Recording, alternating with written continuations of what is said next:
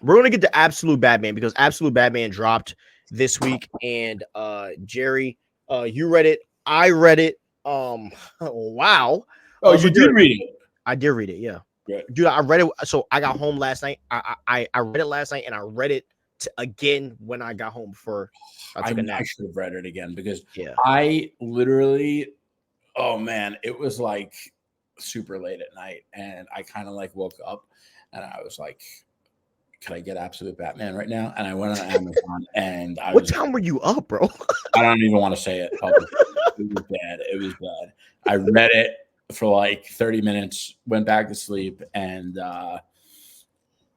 down to Celsius in the morning as I always do. But yeah, it was late. I read it. I probably, other than people that got it like in hand because they own a comic book store and were able to read it early, I was probably the first person to read that thing. Yeah. Anyway, all right, let's get into it. So, for those of you that don't know, Absolute Batman, alternate universe, completely different Batman. Think about everything you know about Batman, throw it out the window. We're getting into it right now. So, Bruce Wayne's transformation. Bruce is unlike anything you've ever seen before, raised in trauma. He lacks wealth and privilege, makes him more relatable as a working class figure who built the city with his hands, both metaphorically and physically, meaning he's like an engineer, but he also did some work with his hands in terms of building the city. He is shown as a mountain of muscle, and it's a major contrast to the more refined, calculating versions of the character that we've already seen.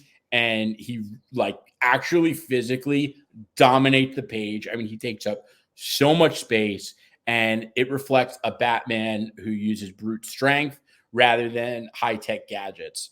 This version of Batman, it's darker, it's more violent. The action scenes are extreme. Batman really uses his surroundings and custom gadgets like the bat ears and the battle axe that he takes off of his chest to take down his enemies. The action pushes boundaries of his moral code, really, with the no kill rule, making him more unpredictable. Alfred is also completely different. He's a big figure. He kind of is like a secret agent. Not obviously, if he's not rich, Alfred isn't the butler anymore. But Alfred seems like he's going to have a pretty big role. Alfred comes out as like a secret agent who, in the beginning, is dispatched to Gotham to look into the rising violence caused by a new gang that we've never heard of before called the Party Animals. And Alfred is much darker than usual.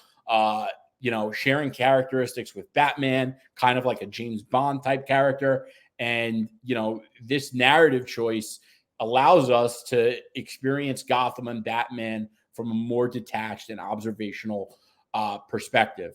The Party Animals are the primary antagonists of the first issue. They're chaotic. They're terrorizing Gotham.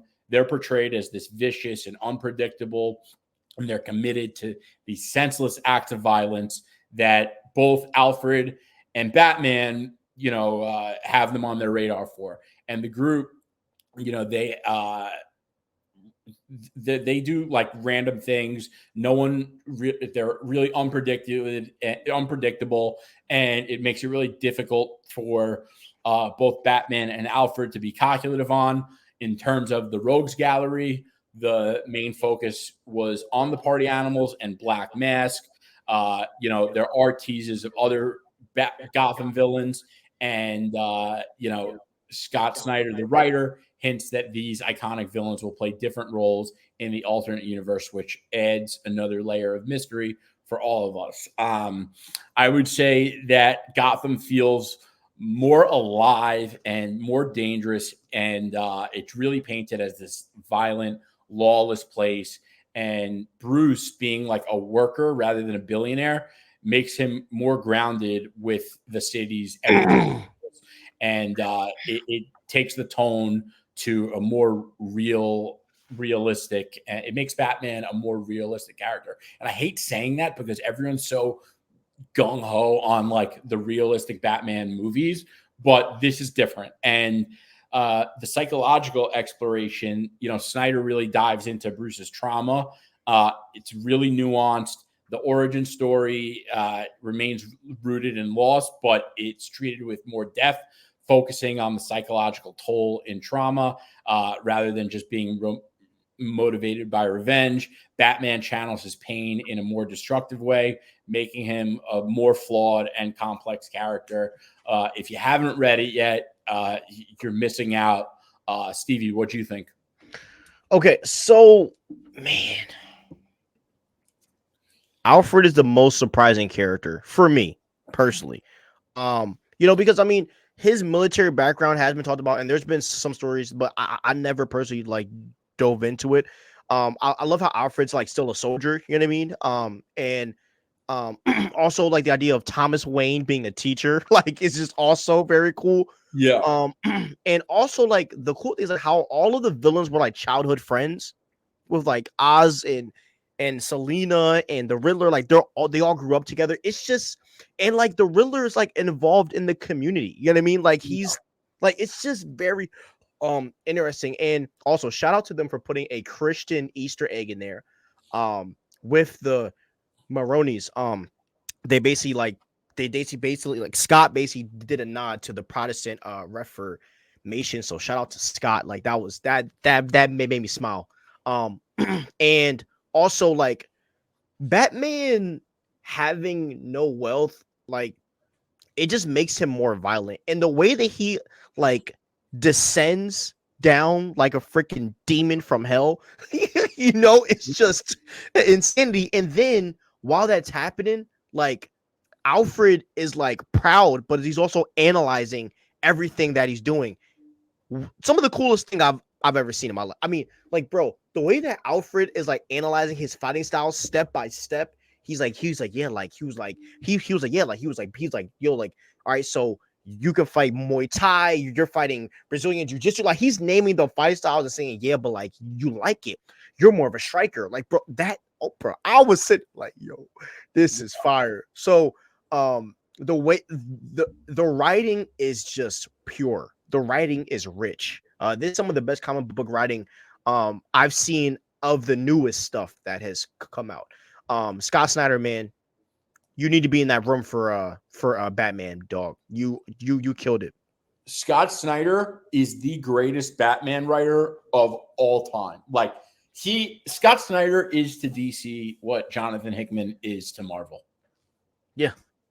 And by the way, ironically, no, not ironically, Scott Snyder is writing Absolute Batman and Jonathan Hickman is writing Ultimate Spider-Man. And, I 100%, it's obvious that DC was inspired by the new Marvel Ultimate Universe, and DC is doing their own Absolute Universe.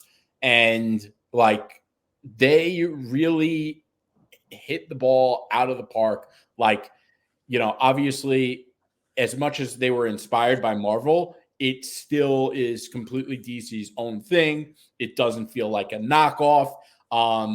They did an amazing job with it. And what a time to be alive, guys. Like I feel like we are right now living in the greatest time of comics of all time. And that's what it should be, because like innovation and like, writing and all that, it should get better with time. And if we're ever going backwards, that just means the talent isn't there. And yeah, this book was incredible. Alfred, I didn't really get into the show. Like, I don't think it was that good, but they made this show called Pennyworth, and it was Alfred as a secret agent, and he was younger and he still lived in the UK. This reminded me of that version of Alfred a little bit. Yeah, bro. It was that freaking, yeah. That was just wow. Wow. Yeah. But there's a lot of just story that's, and it's wild how, like one of the biggest things, like one of my biggest critiques to a lot of comics, definitely I was reading some of the, and you told me not to read it, which I don't know why I did.